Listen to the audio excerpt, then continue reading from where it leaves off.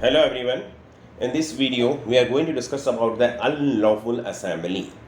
Unlawful assembly IPC 1860 के अंदर के सेक्शन 141 से 158 के बीच में बताया गया है। ये चैप्टर 8 ऑफ आईपीसी है। तो इसमें अपन जो इसकी जो लेकिन जो डेफिनेशन दी गई है वो सेक्शन 141 में दी गई है।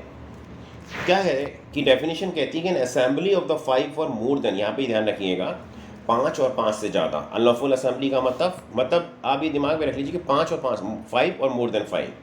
एन असेंबली ऑफ 5 और more than 5 persons is designated an unlawful assembly if the common object of the persons composing that assembly is to overawe. यानी किसी को जो 5 या 5 से लोग ज़्यादा इकट्ठे हो रहे हैं उनका काम है आतंकित करना बाय द क्रिमिनल फोर्स, जैसे कि स्टेट गवर्नमेंट के लिए, लेजिस्लेचर के लिए, पब्लिक सर्वेंट के लिए, सेंट्रल गवर्नमेंट के लिए, तो उसको हम कहते हैं टू ओवरऑल।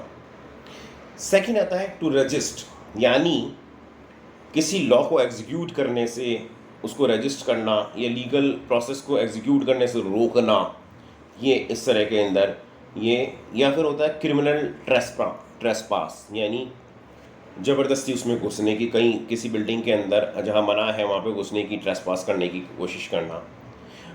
नेक्स्ट आता है बाय क्रिमिनल फोर्स, यानी क्रिमिनल फोर्स के द्वारा कोई प्रॉपर्टी है उसको कब्जे में लेना, उसका पोजीशन ले लेना, या किसी व्यक्ति को अपने खुद के जो राइट्स हैं उनको एनफोर्स कराने के लिए वो यूज़ में लेना।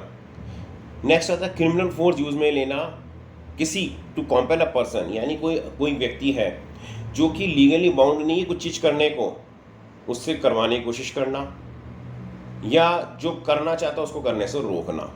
इसमें फेमस केस लॉ था Indian young lawyer association versus state of Kerala 2018, जिसको हम सबरीमाला टेम्पल केस के नाम से जानते हैं। तो अनलॉफुल असेंबली का मतलब एक जो मेन अपन जो कह सकते हैं कि क्या क्या हो गया उसके अंदर, एक तरह से क्या समझने के हिसाब से क्या क्या वर्ड्स हो सकते हैं, क्या क्या हो सकते हैं उसमें यह है कि टू ओवर, यानी आतंकित करना, टू रजिस्ट रोकना, to commit criminal force, to obtain criminal force, to compel. Explanation के हिसाब से समझ सकते हैं कि an assembly which was not unlawful, यानी कोई भी असेंबली जो पहले अनलॉफुल नहीं थी when it was assembled, but it may subsequently become an unlawful assembly when it completes all the essential elements।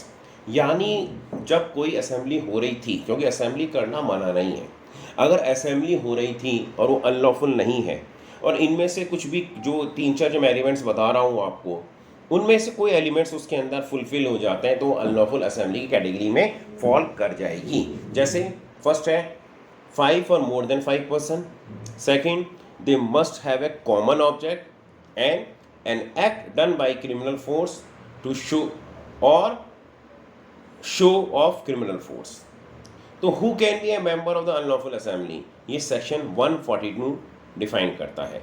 142 कहता है कि who being acquainted with the facts of the unlawful assembly, यानी जो कि अनलॉफुल असेंबली हो रही है उसके फैक्ट के बारे में पहले से जानता है, इवन दो इसके बावजूद, in spite of that he intentionally joins assembly, यानी असेंबली के फैक्ट्स के बारे में जानने के बावजूद वो इंटेंशनली उसको ज्वाइन करता है और उसके बाद में उसी में रुका रहता है, यानी ही रिमेन्स कंटिन्यूसली इन इट, उसके अंदर रुका रहेगा, बना रहेगा। अब आता है पनिशमेंट। तो सेक्शन 143 के अंदर पनिशमेंट के बारे में बताया गया है।